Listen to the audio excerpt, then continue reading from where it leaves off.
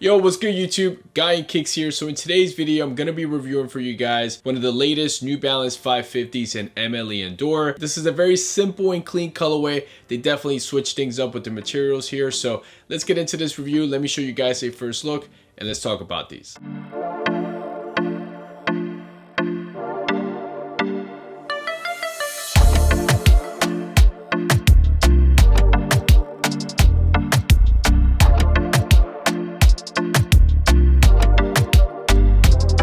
So on October 31st, Aime Leon Dore started sending out the emails so that folks can sign up to their raffles for this particular pair and also the mostly suede one as well. On November 2nd, they started sending out the emails to announce the winners.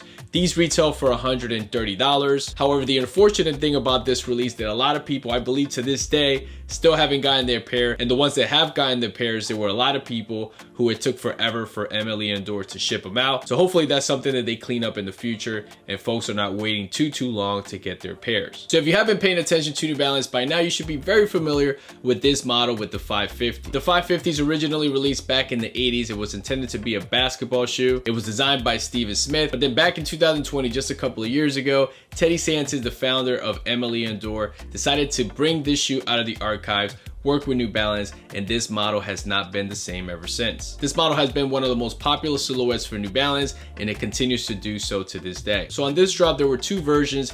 The one I have here is the mostly suede and leather, and then the other one is mostly leather and suede. On this particular colorway, this hairy suede that you'll find throughout the upper, it is in a light gray color, and then you do have like a cream color on the toe box where you'll find a little bit of perforated leather, like a sail white color that you find around the ankle collar and the heel, and also on the sock lining of the shoe. The midsole and outsole is in a cream color that gives it like a vintage vibe to the shoe. You're also going to find some hits of blue on the front of the tongue where you'll find the Aime Leon Dore New Balance branding, and also on the inside of the shoe on the insole. These come out of the box with the sail white color laces, but they come with two additional laces. One pair is in a cream color, and then another one is like a mixture of a very light blue and a gray color as well. On both lateral and medial side, you're gonna find the end logos in this cracked faux leather material. Also closer to the toe box on the lateral side, you will find some 550 branding. Moving all the way to the back of the shoe, this is an area where I'm actually very disappointed because unfortunately, I did not realize that this version of the 550s did not have the ALD or the New Balance branding on the heel counter. I don't know how. I guess I missed it when I saw the photos and didn't really pay attention because I guess I assumed that it was always gonna be there. I guess I decided to eliminate that because of the hairy suede that they use here. Maybe it was difficult for them to put the branding on top. Underneath the heel counter, like other 550s, you will find a heel stabilizer here. On the midsole on the lateral side, you will have some New Balance branding as well. The midsole and outsole are made out of rubber. You do have an exposed EVA foam on the medial side towards the mid panels of the shoe. These also come with ortholite insoles, which does help with the overall comfort of the shoe. So the shoes came in this very much appreciated upgraded box. Looks very familiar to a New Balance made in USA box, so I'm glad that they finally decided to switch things up here, because if you've owned a pair of ALD 550s, that box is so thin and flimsy, rips very easily. So I'm glad that they finally decided to change things up. When it comes to sizing with the 550s, I've consistently gone with my regular size 10. I do have one pair that's a 9.5, and I honestly can't really tell much of a difference. One of the knocks on the 550s is that most people do experience heel slippage even after they go a half a size down with the 550s. I'd rather go with my regular size 10 because I'd rather have some room around the toe box and I don't want the shoe to feel uncomfortable. So if you never own a pair of 550s, I suggest you go with your regular size. In terms of comfort with the 550, these are late 80s basketball shoes, so they're gonna feel very flat and firm.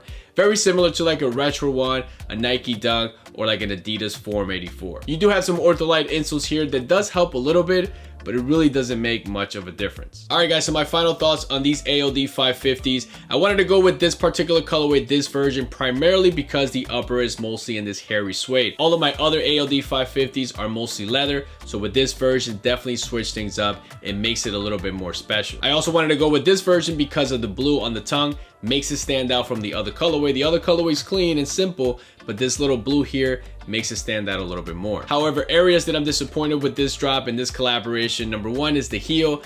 Not having the branding there, it is disappointing. I do like having that ALD branding on one of the shoes. makes the shoe more special and makes it stand out from a regular GR 550. I also have to knock the release because a lot of people, it took forever for them to get shipping confirmation and get the shoe shipped to them. I was very lucky and I got mine relatively quickly, but that doesn't mean that I'm not going to bring that up and basically, you know, criticize ALD a little bit. I mean, I'm pretty sure there's some logistic issues out there and they had to fix that, and usually ALD delivers when it comes to their shipping, but I still want to mention that because, you know, things like that just need to be cleaned up a little bit. And finally, with the craftsmanship, I do have to knock these a little bit. One of the shoes on the outsole, it came with a scuff, which is not a big deal. It's the outsole, it's gonna get dirty, so no one's really gonna notice that, but still, once you get a pair fresh, brand new, you don't want no scuffs, you don't want no scratches or anything like that. So that's definitely a knock for me. I also noticed that on the left shoe, on the medial side around the ankle collar area, one of the suede panels looks a little bit brownish. It looks like it's stained. Doesn't match the other parts of the suede that's mostly light gray.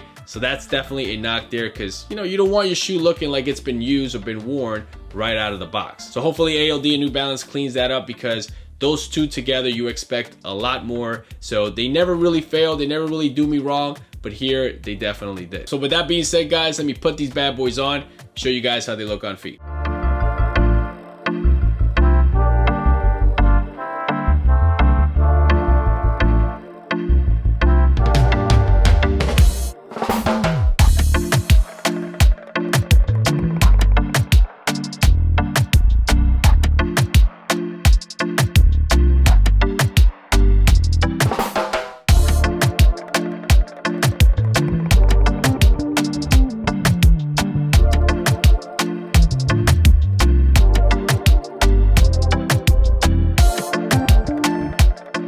Alright guys, so that's it for me. Hopefully this video brought you a detailed look of the New Balance 550 and Aime Leon Dore. Let me know in the comments below what you think about this drop, both colorways. And also let me know if you had issues with the craftsmanship on your pair. And like always guys, thank you so much for tuning in. Thank you to all the new subscribers once again. Anybody who's new to the channel, you're stopping by for the first time, and you like sneaker content, you like this type of stuff, definitely feel free to subscribe. If you liked the video, hit that like button. I'll leave a link to my Instagram page below where you guys can go check out my page. And if you like it, definitely follow it as well. So that's it guys. Catch you guys in the next one. Peace.